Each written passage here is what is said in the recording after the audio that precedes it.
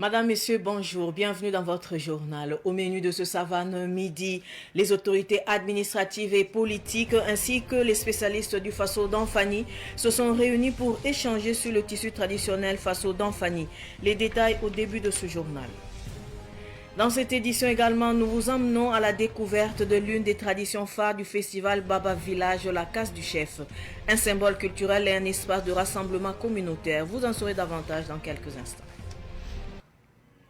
Comme je vous le disais tantôt, la direction générale des Archives nationales du Burkina Faso a organisé ce vendredi une conférence consacrée au Faso d'Anfani.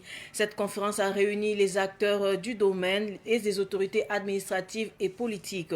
Elle se voulait un espace d'échange sur la contribution du Faso d'Anfani à l'affirmation de la souveraineté nationale. Sidiki Kabre nous en dit plus. Une communication sur l'histoire et l'évolution du Faso d'Anfani, de même que sa place dans la société, a été donnée par le conférencier du jour. Son exposé a particulièrement mis en lumière l'apport économique de ces tissus et son rôle dans la consolidation de l'affirmation identitaire. Les gens adhèrent à cette politique du port du Faso d'Anfani. D'abord parce que ça permet, comme on l'a dit là, d'affirmer son identité. Voilà. Et ça permet aussi d'avoir une certaine reconnaissance, surtout pour ceux qui vont à l'extérieur ou ceux qui vont dans des différentes activités. Ça permet de montrer d'où l'on vient. Et ça, c'est très important. Et au niveau du port du Faso d'Anfani aussi, actuellement, que ce soit au niveau des cérémonies de mariage, de baptême, il y a beaucoup du quotidien. Les gens portent le Faso d'Anfani, même si ils demandent à ce que le Faso d'Anfani, le prix, soit révisé à la baisse et que la qualité aussi, pour que ça soit moins lourd et puis que chacun puisse avoir la qualité du pain qu'il veut. Voilà. Sinon, si on reste dans la production locale ou traditionnelle, là, c'était le pain lourd. Parce que d'autres estimaient que tant que le Faso d'Anfani n'est pas lourd, il n'est pas de bonne qualité. Et ça aussi, ça jouait le rôle de couverture, le rôle de beaucoup de choses. Mais aujourd'hui, que l'évolution nous permet d'avoir la couverture à part et puis de porter des habits seulement pour le style ou bien pour sortir avec, je pense qu'on peut dissocier la lourdeur et puis du Faso d'Anfani là pour aller vers une autre qualité du Faso d'Anfani qui peut être exportée. Selon le directeur général des Archives nationales, cette conférence s'inscrit non seulement dans l'agenda de sa direction, mais constitue surtout une contribution essentielle de sa structure à la promotion des tissus endogènes. À cet effet, il a souligné le rôle indispensable de l'engagement populaire pour l'essor et la valorisation du Faso d'Anfani. Cette conférence s'inscrit dans le cadre normal de nos activités et ça permet de rendre davantage visibles les archives nationales et aussi ce que nous faisons. Alors, à travers la thématique, déjà le port du Faso d'Anfani, du patriotisme économique à la promotion artistique et à l'expression d'une identité vestimentaire nationale. Alors, ça a été longuement développé par le conférencier Dr Elhadj Siaka Ouattara, qui montre que à travers justement cette activité, cette conférence, c'est de démontrer que porter le Faso d'Anfani, cela justement contribue non seulement à un essor économique et aussi à une identité de notre culture. Placé sous le thème « Le port du Faso d'Anfani, du patriotisme économique à la promotion artistique et à l'expression d'une identité vestimentaire nationale », la conférence dont la modernisation a été assurée par Naba Boualga de Dawelege a connu la participation des acteurs de la filière. Pour le retour de la paix au Burkina Faso, la communauté islamique à travers l'association Aloul Faïdat Tidjania a fait appel au cheikh Tidiane Cissé de Kaolack au Sénégal. Une prière a été organisée à cet effet vendredi dernier à Ouagadougou. Une prière qui a mobilisé plusieurs fidèles musulmans. Plus de détails avec Abdoulaye Kinda. Après 8 ans d'absence au Burkina Faso, le cheikh Tidiane Cissé, grand imam de Kaolack au Sénégal, entouré de ses talibés et d'autres cheikhs burkinabés, sont en prière pour le retour de la paix au Faso. C'est un grand moment C'est un grand événement faisant partie des principes de la Tijaniya, ce qu'on appelle Hadrat al-Juma. Ça, c'est des incantations, c'est des zikrs, c'est des prières, c'est spirituel, c'est mystique, c'est religieux. Et ça a un sens très profond pour nous les Tijaniens. Le cheikh Tidiane Cissé, en répondant à l'appel de la communauté islamique Tidjaniya du Burkina Faso, se dit fier d'accompagner ses frères dans la recherche de la paix. Il est là pour permettre d'abord à ses fidèles de se ressourcer auprès de sa personnalité, parce que représentant une destinée et un héritage maraboutique auprès de ses grands-parents. Deuxièmement, partager les préoccupations de notre pays, à savoir la prière. Encore la prière et toujours la prière avec la lecture du Coran pour que la paix revienne au Burkina Faso.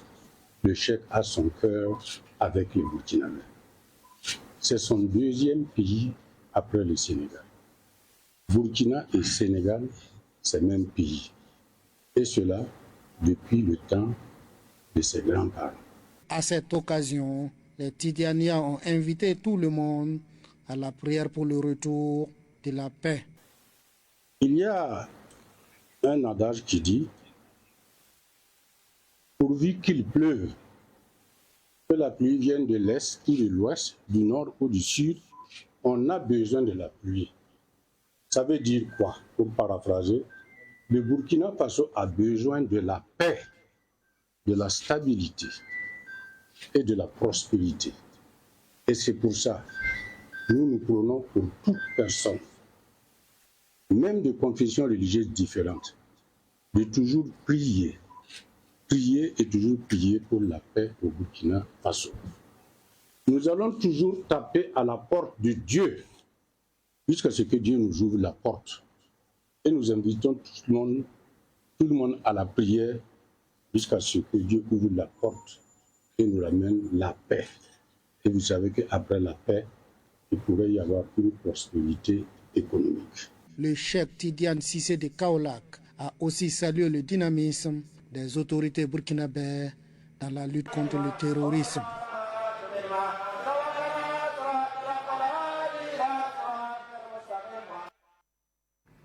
Tout autre sujet à présent, la Semaine nationale de la jeunesse catholique de Ouagadougou a pris fin hier dimanche à la paroisse Saint-Paul de Guilungu à Zignaré.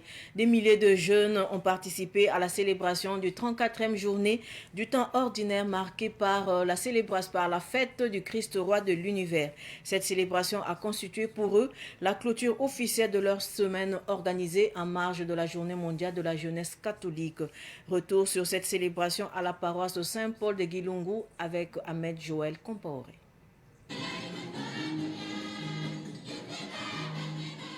7250 jeunes issus des 36 paroisses de l'archidiocèse de Ouagadougou sont réunis ici à la paroisse Saint-Paul de Guilungu pour clôturer la semaine nationale de la jeunesse catholique 5e édition. Cette célébration eucharistique était aussi marquée par le lancement des activités de la jeunesse, une occasion donnée aux jeunes de confier leur année au Seigneur. Aujourd'hui, c'est un jour de fête pour nous et nous sommes dans la joie débordante et tout cela grâce au Christ. Et je profite de lancer un appel pour dire que le vécu de la semaine n'a pas pris forcément fin aujourd'hui, car suivant les orientations de la semaine, nous devons continuer à vivre ces orientations, à être des missionnaires auprès, disons, de nos frères et sœurs jeunes, quel qu'en soit l'endroit où nous sommes, jusqu'à l'année prochaine pour vivre les éditions, la 6e édition des Semaines nationales de la jeunesse. Pour l'aumônier diocésain de la jeunesse catholique, Abbé Thierry Ninkema, par ailleurs curé de la paroisse Saint-Paul de Guilungu, cette célébration est une action de grâce au Seigneur et aussi une invite aux jeunes à plus d'engagement. Au cours de cette célébration, nous avons prié pour les jeunes, nous avons confié notre année à Jésus. Et concrètement, durant cette année, ce que nous devons faire, c'est vraiment travailler au renforcement des capacités des jeunes, travailler vraiment à l'entrepreneuriat des jeunes, à l'engagement des jeunes, parce que nous voyons que de plus en plus dans les paroisses, les jeunes ne sont pas impliqués. Donc ce que nous visons cette année, c'est vraiment l'engagement, l'entrepreneuriat. Ce que nous leur demandons, c'est de s'impliquer davantage dans la vie des paroisses, de s'impliquer davantage dans leur CCD. Et comme le veut le thème, nous demandons aux jeunes d'être témoins, d'être témoins du Christ, toujours et partout. Cette double célébration a été présidée par le cardinal Philippe Ouédraogo, qui célèbre également 29 ans qu'il a été nommé évêque. Il invite les jeunes à annoncer l'évangile dans leur milieu de vie. C'est une rencontre, un pèlerinage pour nos jeunes. C'est vraiment une action de grâce et aussi une prière d'intercession en leur faveur. Un thème a été retenu, c'est essentiellement le témoignage. Comment être témoin de Jésus. Je leur ai dit trois aspects très essentiels. La connaissance de Jésus, donc s'approprier la Bible. Un jeune, une Bible. Voilà, c'est le slogan. Un jeune, une Bible. Pour connaître davantage Jésus, pour aimer davantage Jésus et pour ressembler davantage à Jésus. Cette 5e édition de la Semaine nationale de la jeunesse catholique s'est tenue avec en toile de fond: je n'ai pas honte de rendre témoignage à ton Seigneur.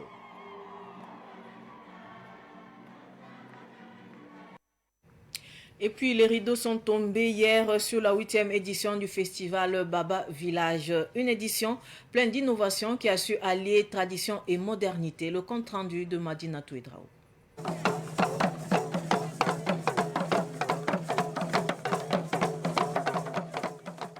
À la clôture du festival Baba Village, le terrain des léopards de Saint-Camille, dans le quartier d'Arnoin, était plein à craquer. Expositions, espaces gastronomiques et d'autres activités ont attiré un grand nombre de festivaliers. Les exposants se disent satisfaits de cette 8e édition. Pour le promoteur le nom Naba Flobi, cette édition est une véritable réussite. Il a exprimé toute sa reconnaissance au peuple burkinabé pour son soutien. On voit déjà les flammes.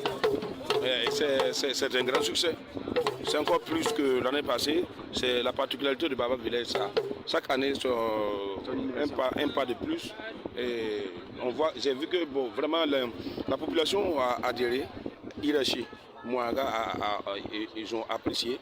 Et j'ai réussi ici des gradés du royaume Mouaga et j'en suis vraiment fier pour ça. Je vois que ce qu'ils sont en train de faire comme combat n'est pas tombé dans l'oreille des sourds et je suis vraiment fier pour ça. Le festival Baba Village Acte 8 s'est tenu sous le thème Tradition culturelle et modernisme, enjeu pour un développement harmonieux. Une édition qui a également fait un clin d'œil à la parenté à plaisanterie. Baba Village Festival, au cœur de nos traditions. La casse du chef est une tradition incontournable du festival Baba Village. Pour cette 8e édition, l'accent a été mis sur la parenté à plaisanterie entre les Gourounsi et les Bissa. Madina Touedraogo a visité la casse du chef pour mieux comprendre ce qu'elle représente véritablement.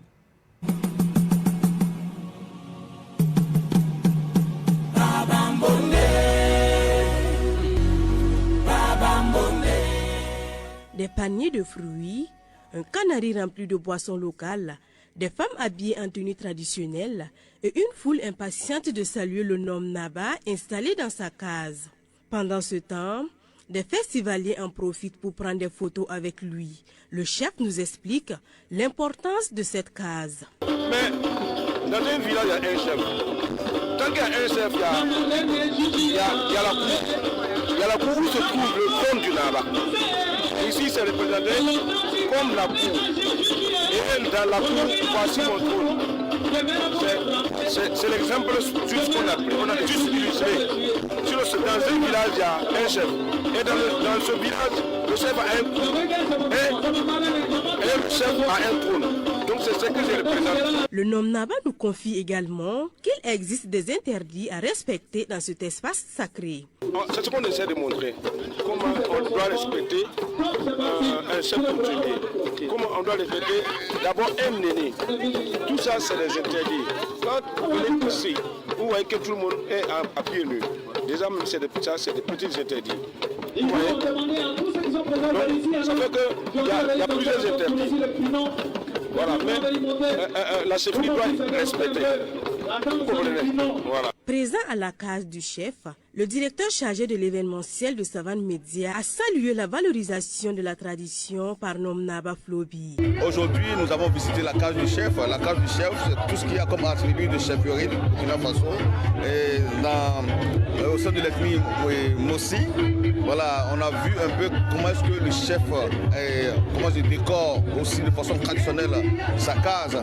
Nous avons vu un peu la disposition aussi, des ministres ou des notables du chef, et vraiment ça nous ramène à la source, comme l'objectif même du festival, c'est retour à la source. Ça nous rappelle un peu comment est-ce que les choses se faisaient bien avant, et aussi de nos jours dans quelques localités lointaines du Burkina Faso. Et cela nous interpelle, cela nous interpelle en ce sens que nous devons revenir vraiment à la source sur certains aspects vraiment positifs de notre culture et de nos coutumes. À quelques mètres, des maisonnettes rappellent les communautés Gouroussi et Bissa. Une innovation majeure de cette 8e édition du festival Baba Village. Les deux communautés ont remercié le promoteur pour ses efforts en faveur de la paix et du vivre ensemble. Venir découvrir la culture burkinabé, c'est se repérer à notre ancien temps. Et maintenant, s'il faut revenir là-dessus, c'est très beau, c'est très juste. C'est pour toujours accompagner les futurs qui vont venir là, de savoir ce que nos parents ont vécu dans l'ancien temps. Vraiment, ça nous va droit au cœur et nous tenons à lui dire que la parenté à plaisanterie Gouroussi-Bissa va élargir le monde pour une bonne cohésion sociale. Le festival Baba Village 8e édition s'est tenu du 20 au 23 novembre dans le quartier d'Agnoué.